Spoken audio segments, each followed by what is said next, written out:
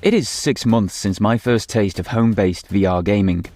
A £550 accessory to my £450 console, PlayStation VR2 sits ready to go at any time in the top drawer of my entertainment unit. But 6 months later, is the £550 feeling worth it? Welcome everybody, my name is Doragon and these are my thoughts on PlayStation VR2 6 months later.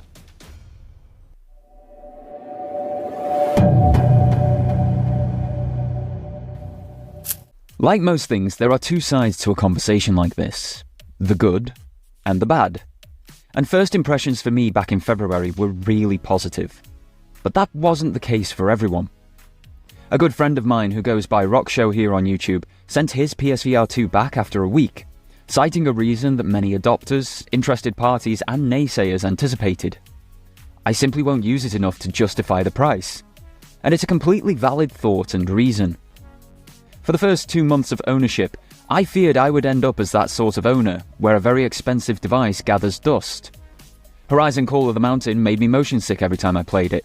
Gran Turismo 7 was more fun on a flat screen or in theatre mode for me, nullifying the point of the VR implementation. Star Wars Tales from the Galaxy's Edge is great fun, but it's short and over quite quickly. And once I'd completed these launch games that I had interest in, there was a drought of content. I had quietly held on to this fear that the VR2 would be quietly abandoned by PlayStation just after launch, just like the PlayStation Vita was. And for 2 to 3 months, the VR sat doing not a lot of anything in a drawer, slowly but surely cementing that fear. Until May, that was. On the 24th of May, Beat Saber was updated to work with the PlayStation VR2 headset, and this began to change everything. Suddenly the headset was out, on, and being used every single day.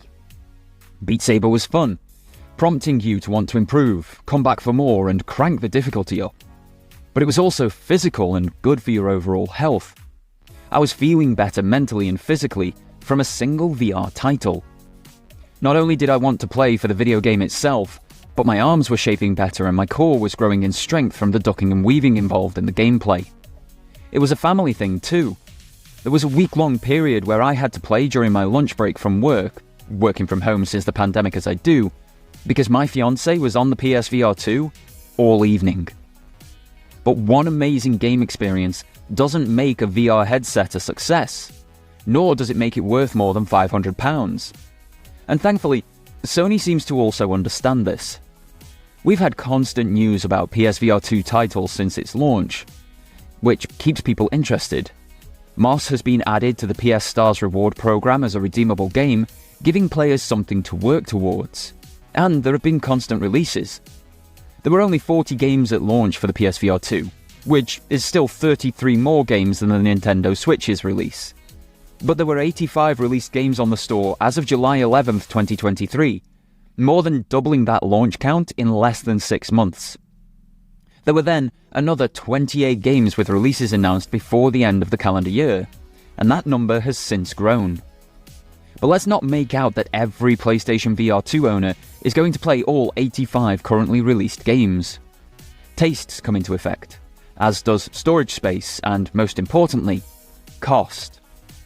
Each game costs between £25 and £35 right now, except Call of the Mountain out at £50 and the odd sale here and there, which means there is constant further investment to make the headset worth it. Now this isn't an issue unique to the PlayStation VR2.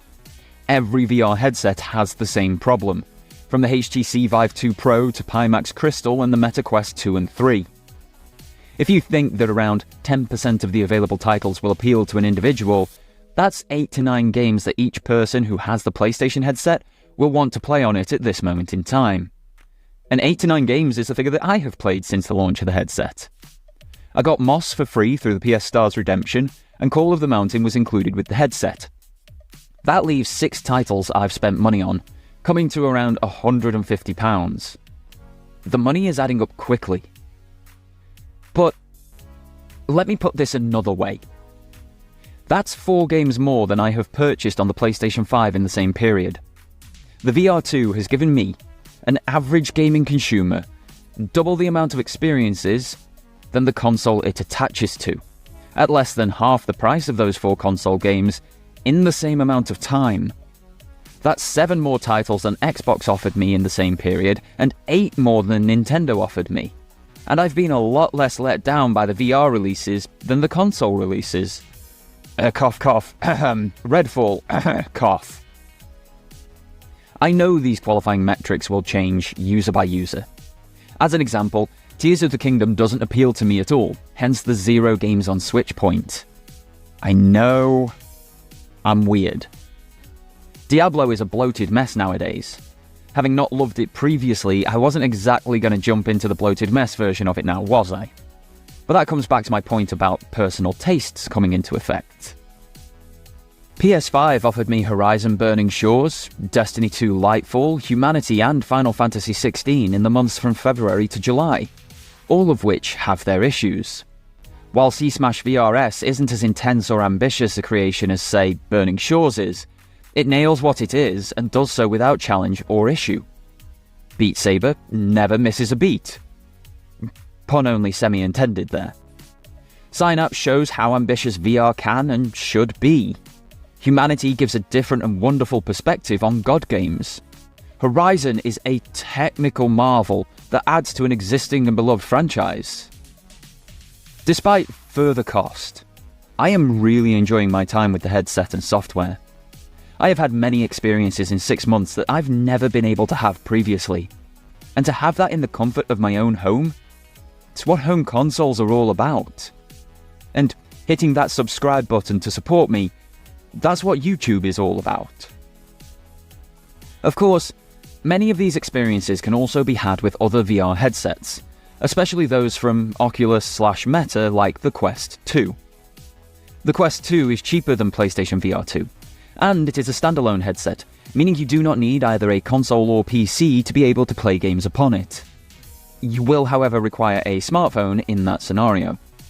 But with only 128GB of onboard storage for that advertised £299 price point, and no way to expand that, you're realistically looking at paying an additional £50 for the 256GB variant to actually be able to install games on the headset. Then, because it is a standalone and not plugged into an external device that is powering the headset, another £109 for the battery strap is likely needed. And suddenly, that vastly cheaper option isn't actually that much cheaper. Don't forget, the Quest 2 is also soon to be superseded by the Quest 3, which starts at £499.99, making it equal to the PSVR2 at that point. From what friends have said who own Quest headsets as well, the only good experience with them is if you connect a computer anyway, because the onboard chip simply isn't powerful enough. Whichever version of VR you are looking to get into, it is not a cheap endeavour. It's not vital or a core gaming experience in 2023. It is a luxury. So as a luxury, let's list some pros and cons. On the pros side, we have 4K resolution, 120 frames per second, it's lightweight, it's comfortable, it's easy to wear with glasses, it's plug and play, even on the initial setup. It has a one-to-one pass-through, meaning you can move around your room without having to take it off. It has manual hardware adjustment to perfect the visuals for your eyes. It has a 3.5mm headphone jack, meaning nearly any earphones or headsets can be used with it. It has incredible haptic feedback through the controllers and the headset. In the first 6 months, it has had incredible software support. It promotes exercise and activity, and in my opinion, it is one of the better looking VR headsets. On the cons side, we meet, it is expensive, it's very niche at this point in time, there is no overhead strap meaning it can slip or even come off completely. The Sense controllers are quite small, now this is no issue for me personally, but for the vast majority of the population this will likely be a problem. Sense controller battery life is really short, maxing out at 4 hours but more often hitting 2 to 3. Needing 2 USB-C cables to charge the Sense controller simultaneously is annoying. The required 2 meters by 2 meters floor space doesn't really exist outside of American properties.